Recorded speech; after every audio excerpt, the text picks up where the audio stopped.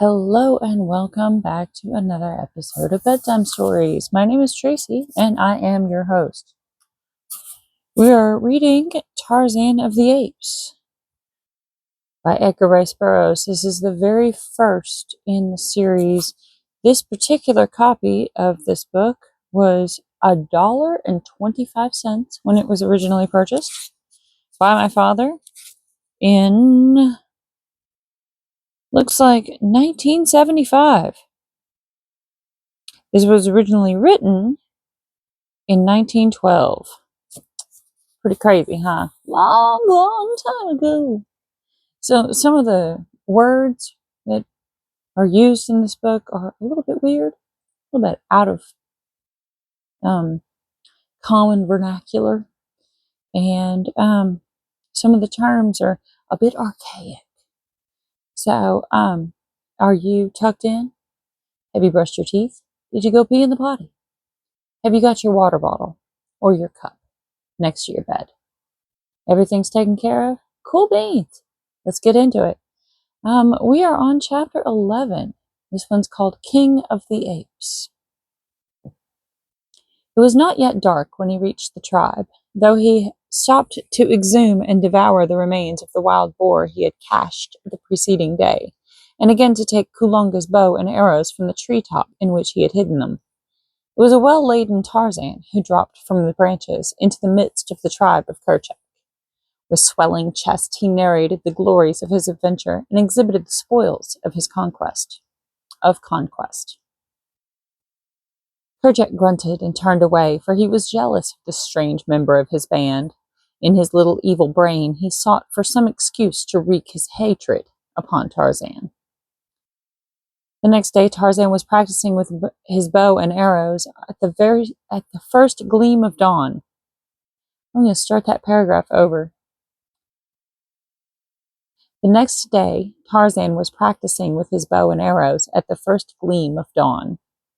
At first, he lost nearly every bolt he shot, but finally he learned to guide the little shafts with fair accuracy. And ere a month had passed, he was no mean shot, but his proficiency had cost him nearly his entire supply of arrows. The tribe continued to find the hunting good in the vicinity of the beach, and so Tarzan of the Apes varied his archery practice with further investigation of his father's choice though little store of books. It was during this period that the young English lord found hidden in the back of one of the cupboards in the cabin a small metal box.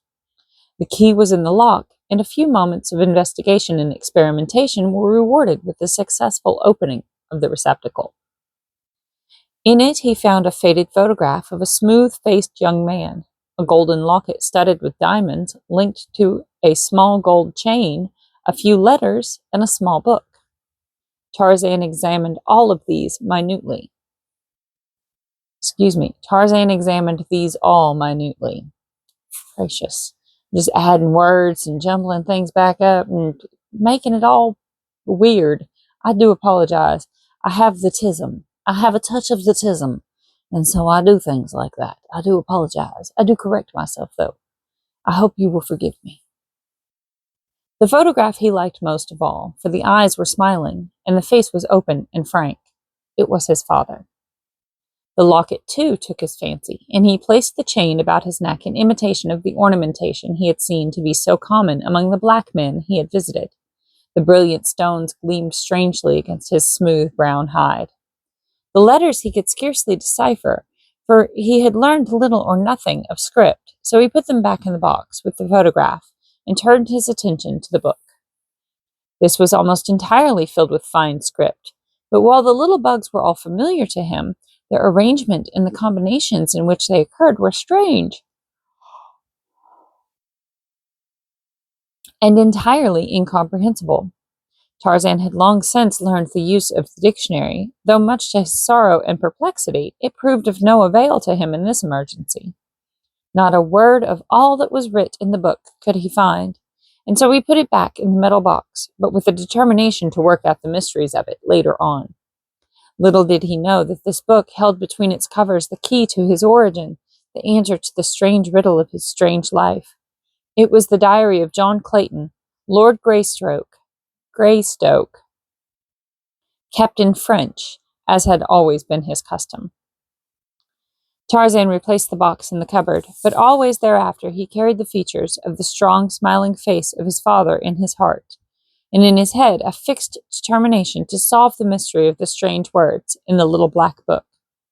At present he had more important business in hand, for his supply of arrows was exhausted, and he must needs journey to the black men's village and renew it. Early the following morning he set out, and traveling rapidly, he came before midday to the clearing. Once more he took up his position in the great tree, and as before he saw the women in the fields and the village street, and the cauldron of bubbling poison directly beneath him. For hours he lay awaiting his opportunity to drop down unseen and gather up the arrows for which he had come. But nothing now occurred to call the villagers away from their homes. The day wore on, and still Tarzan of the Apes crouched above the unsuspecting woman at the cauldron. Presently the workers in the fields returned. The hunting warriors emerged from the forest, and when all were within the palisade, the gates were closed and barred. Many cooking pots were now in evidence about the village. Before each hut a woman presided over a boiling stew, while little cakes of plantain and cassava puddings were to be seen in every hand. Suddenly there came a hail from the edge of the clearing. Tarzan looked. It was a party of belated hunters returning from the north, and among them they half led, half carried a struggling animal. As they approached the village, the gates were thrown open to admit them, and then, as the people saw the victim of the chase, a savage cry rose to the heavens, for the quarry was a man. As he was dragged, still resisting, into the village street, the women and children set upon him with sticks and stones, and Tarzan of the Apes, young and savage beast of the jungle, wondered at the cruel brutality of his own kind. Sheeta the leopard, alone of all the jungle folk, tortured his prey. The ethics of all the others meted a quick and merciful death to their victims. Tarzan had learned from his books but scattered fragments of the ways of human beings. When he had followed Kulonga through the forest, he had expected to come to a city of strange houses on wheels, puffing clouds of black smoke from a huge tree stuck on the roof of one of them, or to a sea covered with mighty floating buildings, which he had learned were called variously ships and boats and steamers and craft. He had been sorely disappointed with the poor little village of the blacks, hidden away in his own jungle, and with not a single house as large as his own cabin upon the distant beach. He saw that these people were more wicked than his own apes, and as savage and cruel as Sabor herself. Tarzan began to hold his own kind in low esteem. Now they had tied their poor victim to a great post near the center of the village, directly before Mubanga's hut, and here they formed a dancing, yelling circle of warriors about him, alive with flashing knives and menacing spears. In a larger circle squatted the women, yelling and beating upon drums. It reminded Tarzan of the dum-dum, and so he knew what to expect. He wondered if they would spring upon their meat while it was still alive, and apes did not do such things as that. The circle of warriors about the cringing captive drew closer and closer to their prey as they danced in wild and savage abandon to the maddening music of the drums. Presently a spear reached out and pricked the victim. It was the signal for 50 others. Eyes, ears, arms, and legs were pierced. Every inch of the poor writhing body that did not cover a vital organ became the target of the cruel lancers. The women and children shrieked their delight. The warriors licked their hideous lips in anticipation of the feast to come, and vied with one another in the savagery and loathsomeness of the cruel indignities with which they tortured the still conscious prisoner. Then it was that Tarzan of the Apes saw his chance. All eyes were fixed upon the thrilling spectacle at the stake. The light of day had given place to the darkness of a moonless night, and only the fires in the immediate vicinity of the orgy had been kept alight to cast a restless glow upon the restless scene. Gently the lithe boy dropped to the soft earth at the end of the village street. Quickly he gathered up the arrows, all of them this time, for he had brought a number of long fibers to bind them into a bundle. Without haste he wrapped them securely, and then, ere he turned to leave, the devil of capriciousness entered his heart. He looked about for some hint of a wild prank to play upon these strange, grotesque creatures, that they might be again aware of his presence among them. Dropping his bundle of arrows at the foot of the tree, Tarzan crept among the shadows at the side of the street, till he came to the same hut he had entered on the occasion of his first visit.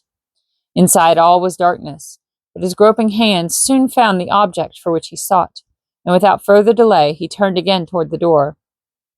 He had taken but a step, however, ere his quick ear caught the sound of approaching footsteps immediately without. In another instant the figure of a woman darkened the entrance of the hut.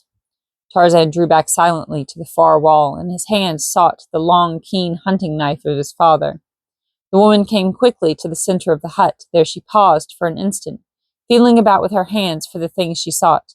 Evidently it was not in its accustomed place, for she explored ever nearer and nearer the wall where Tarzan stood. So close was she now that the ape-man felt the animal warmth of her naked body. Up went the hunting knife, and then the woman turned to one side, and soon a guttural "ah" proclaimed that her search had at last been successful. Immediately she turned and left the hut, and as she passed through the doorway, Tarzan saw that she carried a cooking pot in her hand. He followed closely after her, and as he reconnoitered from the shadows of the doorway, he saw that all the women of the village were hastening to and from the various huts with pots and kettles. These they were filling with water and placing over a number of fires near the stake where the dying victim now hung, an inert and bloody mass of suffering. Choosing a moment when none seemed near, Tarzan hastened to his bundle of arrows beneath the great tree at the end of the village street. As on the former occasion, he overthrew the cauldron before leaping, sinuous and cat-like, into the lower branches of the forest giant. Silently he climbed to a great height until he found a point where he could look through a leafy opening upon the scene beneath him. The women were now preparing the prisoner for their cooking pots, while the men stood about, resting after the fatigue of their mad revel. Comparative quiet reigned in the village. Tarzan raised aloft the thing he had pilfered from the hut, and with aim made true by years of fruit and coconut throwing, launched it toward the group of savages. Squarely among them it fell, striking one of the warriors full upon the head and felling him to the ground. Then it rolled among the women and stopped beside the half-butchered thing they were preparing to feast on. All gazed in consternation at it for an instant, and then with one accord broke and ran for their huts. It was a grinning human skull which looked up at them from the ground. The dropping of the thing out of the open sky was a miracle well aimed to work upon their superstitious fears. Thus Tarzan of the Apes left them filled with terror at this new manifestation of the presence of some unseen and unearthly evil power which lurked in the forest about their village. Later, when they discovered the overturned cauldron, and that once more their arrows had been pilfered, it commenced to dawn upon them that they had offended some great god by placing their village in this part of the jungle without propitiating him. Probably without giving sacrifice or, worshipping or whatever. That's what if this was on Kindle, if we were reading it on the Kindle, then we would be able to just highlight it and I would tell you. So maybe we'll change to like Kindle version with the next book, but moving on. Sorry. From then on, an offering of food was daily placed below the great tree from whence the arrows had disappeared in an effort to conciliate the mighty one. I was right. Context clues for the win. I'm not really that smart. I just know how to look for context clues. But the seed of fear was deep sown, and had he but known it, Tarzan of the Apes had laid the foundation for much further misery for himself and his tribe. That night he slept in the forest not far from the village, and early the next morning set out slowly on his homeward march, hunting as he traveled. Only a few berries and an occasional grubworm rewarded his search, and he was half famished when, looking up from a log he had been rooting beneath, he saw Sabor, the lioness, standing in the center of the trail, not 20 paces from him. The great yellow eyes were fixed upon him with a wicked and baleful gleam, and the red tongue licked the longing lips as Sabor crouched, worming her stealthy way with belly flattened against the earth. Tarzan did not attempt to escape. He welcomed the opportunity, for which, in fact, he had been searching for days past, now that he was armed with something more than a rope of grass. Quickly, he unslung his bow and fitted a well-daubed arrow. and as Sabor sprang, the tiny missile leaped to meet her in midair. At the same instant, Tarzan of the Apes jumped to one side, and as the great cat struck the ground beyond him, another death-tipped arrow sunk deep into Sabor's loin. With a mighty roar, the beast turned and charged once more, only to be met with a third arrow, full in one eye. But this time she was too close to the ape-man for the latter to sidestep the onrushing body. Tarzan of the Apes went down beneath the great body of his enemy, but with gleaming knife drawn and striking home. For a moment they lay there, and then Tarzan realized that the inert mass lying upon him was beyond power ever again to injure man or ape. With difficulty he wriggled from beneath the great weight, and he stood erect and gazed down upon the trophy of his skill. A mighty wave of exultation swept over him. With swelling breast, he placed a foot upon the body of his powerful enemy, and throwing back his fine young head, roared out the awful challenge of the victorious bull ape. The forest echoed to the savage and triumphant paean. The birds fell still, and the larger animals and beasts of prey slunk stealthily away. For few there were of all the jungle who sought for trouble with the great anthropoids. And in London, another Lord Greystoke was speaking to his kind in the House of Lords, but none trembled at the sound of his soft voice. Sabor proved unsavory eating, even to Tarzan of the Apes, but hunger served as a most efficacious disguise to toughness and rank taste. And ere long, with well-filled stomach, the ape-man was ready to sleep again. First, however, he must remove the hide, for it was as much for this as for any other purpose that he had desired to destroy Sabor. Deftly he removed the great pelt, for he had practiced often on smaller animals.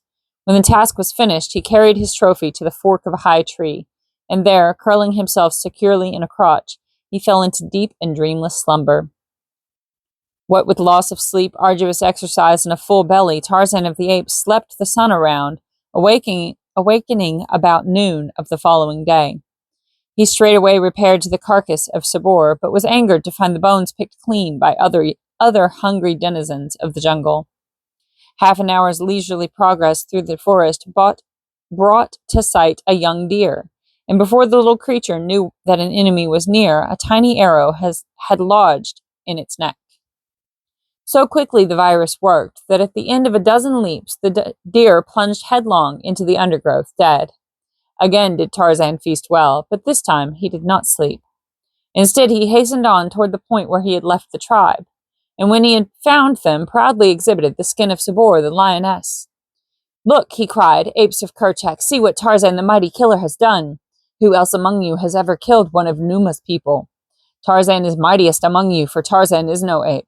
Tarzan is—" But here he stopped, for in the language of the anthropoids there was no word for man, and Tarzan could only write the word in English. He could not pronounce it. The tribe had gathered about to look upon the proof of his wondrous prowess and to listen to his words. Only Kerchak hung back, nursing his hatred and his rage.